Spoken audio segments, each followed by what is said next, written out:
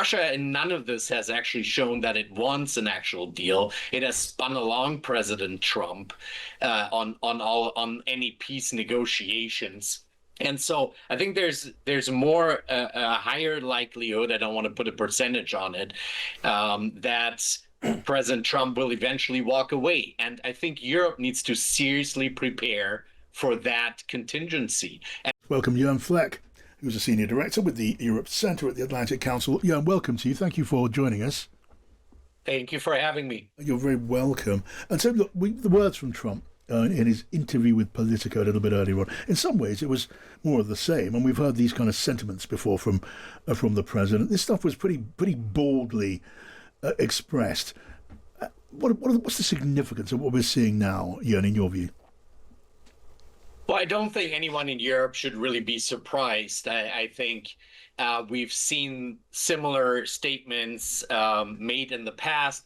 We just saw at the end of last week the release of the new national security strategy in the United States that had a very similar ideological and partisan approach to Europe, with clearly also the civilizational thrust of a Europe in civilizational decline, in cultural decline. And so I think surprise is not something that I would buy from European leaders about this. Okay, so you wouldn't accept surprise, or maybe they're not surprised, because as we say, it's in keeping with past statements. But to criticise leaders, as it were, en masse and so boldly, as leaders of decaying countries, as weak, and pressing them to accept reality, as President Trump argues with it, and give more to Putin in search of a deal. This is ominous stuff, isn't it? When you combine it with the news this evening from Zelensky himself, that he's being pressed now by America to agree to the deal, in the space of days. Yeah, I think one of your guests just a minute ago already said the president, I think, wants a deal very badly. He wants to further his legacy as the peace president. He also wants this very complicated issue of Russia's continued aggression in Ukraine off his table. And what we're seeing, whether it's to talk about the elections or the way that Russian talking points are picked up on by this administration, by this president, that's clearly for purposes of leverage and exerting maximum pressure on Ukraine and President Zelensky. Yeah, I guess we can see that pretty clearly. But we're seeing the president putting, as you say, pressure on Zelensky. And a lot of people have no doubt, among themselves, around the European capitals. They don't say this quite out loud, although some of them do call for more action. They say, where is the pressure on Putin? Because Donald Trump is surely the only leader on the map who can exert that kind of decisive pressure on Vladimir Putin. There's a bill, as you know, in Congress to apply heavy sanctions on countries doing business with Vladimir Putin. It talks about 500% sanctions. Mm-hmm. That would be serious pressure. It's pushed forward by people like Lindsey Graham. But 80% of the Senate on both sides support that action. And there's no sign of Donald Trump applying that pressure or wanting to. Jörn, is there? No, there's not, in short.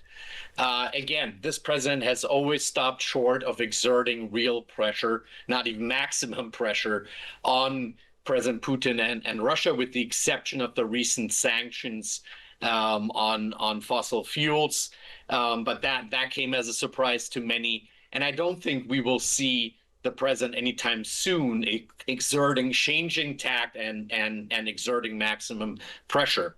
At the same time, I think this also applies to the European reactions to the president's interview and the criticism of Europeans. Europe needs to make up its mind on what it wants to focus on. Yeah. Trying to influence and control President Trump, which is near impossible. Yeah. Or actually leveraging the few assets and strengths Europe has in its toolbox and focusing on what it controls when it comes to Ukraine. And that's clearly the question of what to do with the reparations loan based on the mobilized assets, for example. And is that the definition of what Europe can do when it comes to giving decisive help to Ukraine, exactly what they're considering doing now?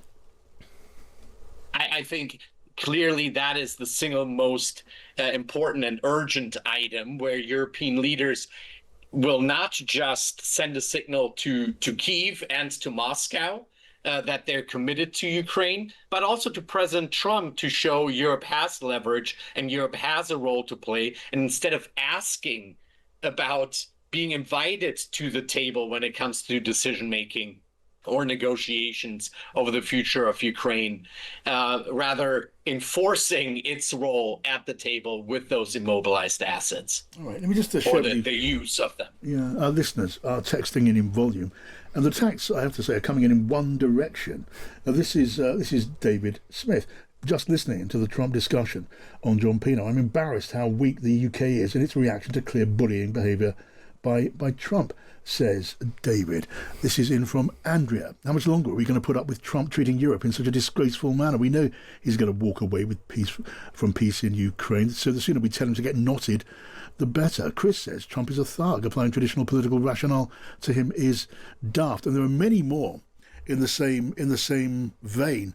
I mean, Joe and Matt, I want to bring you guys in, but yeah, is it an option for Europe to get tougher with Trump? You say there's no point in trying to influence him. It's a near impossible task. But is there anything to be said for just exerting that kind of moral pressure as a group? Maybe it would bear on the minds of others in America. I mean, some, even in the Republican side in politics and American public opinion, which is already significantly in favour of Ukraine. Could it pay dividends in that way, or would it be useless?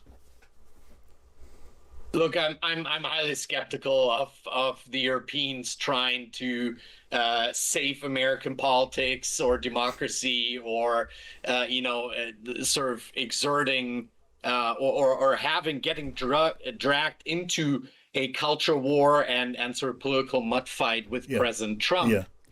I mean, I don't suggest European leaders should try to influence American politics the way that the American leadership is trying to influence European politics.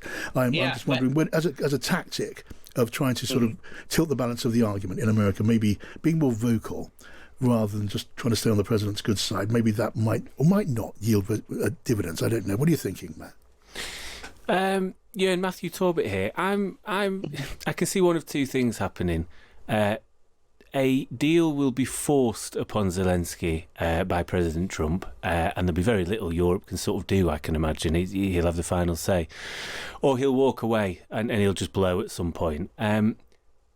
What do you what percentage would you put on the fact he'll probably force a deal on Ukraine and we'll all have to lump it? Look, I think we can trust in President Putin's arrogance and maximalist demands. Russia, in none of this, has actually shown that it wants an actual deal. It has spun along President Trump on any peace negotiations.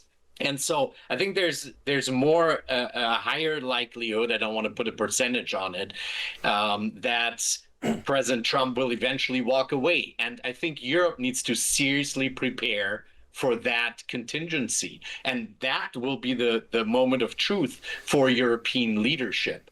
In the meantime, I think European leaders, rather than taking a harder line with President Trump or responding to these provocations, should really focus on continuing to message the real costs to President Trump, to his political legacy, his foreign policy legacy, and to the interests of the United States of walking away from Ukraine or coming to any other unjust settlement of Russia's continued aggression. Right, so that would amount to a much more assertive position. That would amount to the European leaders saying things to the president and saying them more boldly in a way that he would remotely be comfortable with. That's much more. I mean, it would be framed as advice from a critical friend or someone who shares America's interests and share a commitment to democracy and all of those things. But Donald Trump would react very badly to being given a lecture of that kind, wouldn't he? I don't think we're talking about lecturing. I mean, we saw European leaders do this very effectively at the White House summit in the immediate aftermath of the disastrous Alaska summit between Presidents Trump and Putin. That was not lecturing. That was very effectively done. And the same thing it continues to happen in one-on-one conversations, in how NATO Secretary General Mark Rutte has engaged President Trump. And so I'm not talking about a lecture here, but continued explaining and making clear the real costs to the United States and the vital interests that are at stake, even in Europe. Yeah, okay. But there's a really difficult period in between, which our listeners are clearly reflecting, which is the bit that we sort of have to sit in the middle and have effectively a kicking from Trump about how impotent our leader is alongside other leaders in Europe, and not say anything. We have this ridiculous situation where Downing Street kind of, tries to then, in response to quite aggressive language from Donald Trump, says, we continue to work with the president, and it just looks pathetic. I mean, it does ultimately not help us in terms of looking strong. And, I do wonder if, personally, I wonder if there should be a phone call to the King and say, maybe the King needs to write a letter in the way that Melania wrote that letter to Putin about the suffering. Perhaps we need a similar letter from the King to say, your mother might not have liked you talking like this, Donald. Perhaps you should think about what to do. And maybe this is the time for the King to engage himself, because, who is he going to listen to? Right. This You're casting the King as Hugh Grant here. Yeah, pretty much. Yeah. Why not? We need all the help we can get. People. He said that. The King's been very clear about that, in fairness. No, I've heard worse ideas, George. Send for Charles. Yeah. I mean, this is in from Matthew, another Matthew. He says Starmer's culpable for leaving us defenceless. He seems to have cognitive dissonance, forgetting what the government's first duty is. Putin is threatening war with Europe. Trump has effectively abandoned us. Auxiliary fleet not functional. Most naval vessels not functioning. Army lorries broken. New Ajax vehicles unsafe. No missile defences. We're sitting ducks. And Matthew has a point, doesn't he? We've let ourselves drift into this position of not being able to stand up for ourselves as a Western European power, and that goes for NATO generally, and now we're playing catch up. And that's European leaders over time that have not invested properly in defence and have thought that, being in rooms and having handshakes in corridors is going to keep us all safe. And ultimately, your first duty as a leader is to keep your country safe. And you don't know where the threat will come from. Jörn Fleck, when you talk about it's time for Europe to step up, I guess that's what you mean. It's time to step up and build some muscles, never mind just flex them. Well, it's both. On the one hand, I know it's easy to rear for a fight and want to respond and get the satisfaction from telling President Trump off for his disdain and his criticism. But I think European leaders are smart and wise enough to buy that time in the meantime, in order, on the other hand, to build up those capabilities, to build up both the economic strength, but also the defense and defense industrial sector that Europe across the board in many countries has neglected for the better part of decades. Okay, Jörn, I have to leave it there. Thank you so much for joining us. Really good to have you in the conversation. Thank you guys for coming in. Thank you for listening.